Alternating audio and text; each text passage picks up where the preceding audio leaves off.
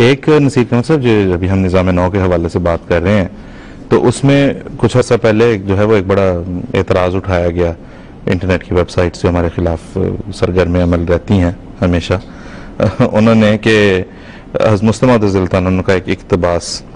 قطع برید کر کے اس کے کانٹیکسٹ سے نکال کے پیش کیا جس میں حضور نے فرمایا ہے کہ ہمارے پاس مسولینی یا ہٹلر کی طرح طاقت تو ہے نہیں جو ہم زور زبردستی سے لوگوں کو بات منوا لیں,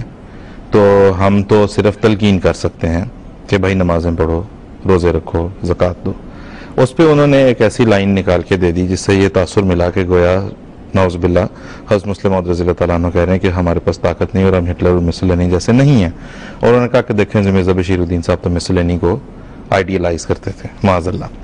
اب آپ یہ دیکھیں کہ اس میں حضور رضی اللہ تعالیٰ عنہ نے جس طرح سے جائزہ لیا ہے تمام نظاموں کا, اس میں جب بولشوک موومنٹ کے ریئیکشن کے طور پہ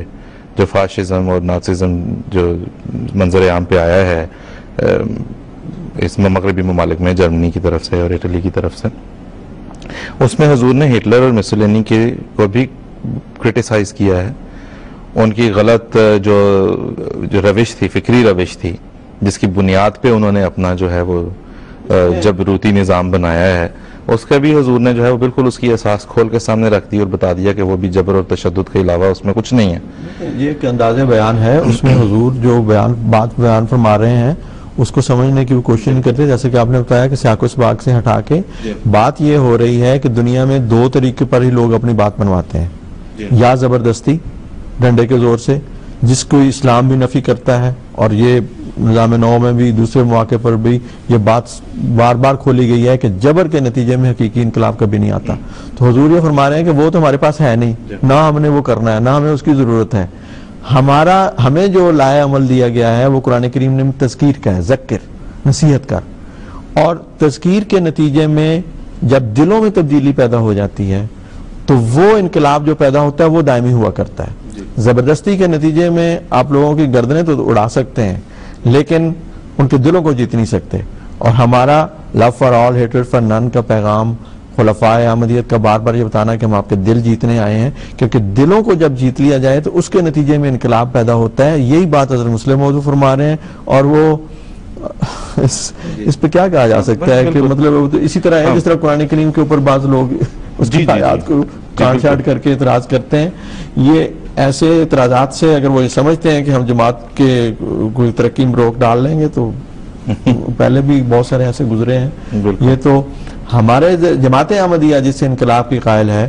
وہ دلوں میں تقوی اور پاکیزگی پیدا کرنے کا ہے. اور اس میں آزو صاحب وہ جو بات ہم کر رہے ہیں کہ طریقہ جدید کے ذریعے سے کہ حضور نے فرمایا کہ ایک نظام قائم ہوگا, اور اب وہ 198 ممالک میں پھیل چکا ہے, ٹھیک ہے. اور جس طرح مبشر ایاز صاحب نے بتایا کہ جلسے پہ اس کا ایک اظہار ہوتا ہے امت واحدہ بننے کا. جو لوگ جلسوں میں شامل ہوتے ہیں وہ دیکھ سکتے ہیں کہ کیا کیفیات ہوتی ہیں. اور ہمیں خلیفۃ المسیح کی مسلسل رہنمائی حاصل ہے, 100 سال سے زائد ہو گیا, اور یہ رہنمائی جو ہے یہ اس کے نتیجے میں دلوں میں تبدیلیاں پیدا ہوتی ہیں. ہر خطبہ, ہر خطاب ہمارے دلوں میں جہاں پہ ہم سستیاں آتی ہیں, غفلتیں آتی ہیں, کوتاہیاں آتی ہیں, وہ پھر ہمیں توجہ دلاتے ہیں, ہمارے رنگ جو ہوتے ہیں ان کی دعاؤں کے نتیجے میں, تدابیر کے نتیجے میں. اور تحریک جدید جو ہے وہ جو حضرت مسلم موعود نے فرمایا کہ اس میں حصہ لو بڑھ چڑھ کے, اس لیے کہ جب اشاعت اسلام ہوگی, متقیوں کی جماعت بڑھے گی, دلوں میں پاکیزگیاں پیدا ہو رہی ہیں, پاک تبدیلیاں پیدا ہو رہی ہیں, ایسے لوگوں کی جب کثرت ہوگی تبھی وہ نظام آئے گا نا. اس لیے اشاعت اسلام کا جو ہم کہتے ہیں کہ جی یہ اشاعت اسلام, تو اس کے ساتھ کیا تعلق ہے؟ اشاعت اسلام کے نتیجے میں دلوں میں پاک تبدیلیاں پیدا ہوں گی. جب ان کی کثرت ہوگی تو پھر وہ ان توئی قربانیوں پہ بھی آمادہ ہوں گے, اور خدا کی خاطر قربانیوں, اپنی دنیا کی محبت گویا ٹھنڈی ہو جائے گی, جس کا حضرت مسیح موعود علیہ الصلوۃ والسلام نے الوصیت میں بار بار ذکر فرمایا کہ دنیا کی محبت ٹھنڈی ہو کے خدا کی محبت غالب آ جائے, اور اس کے تابع تمام بنی نوع انسان کے دکھوں کو دور کیا جائے. اور بہت اہم بات جو ہے جو وہ یہ ہے,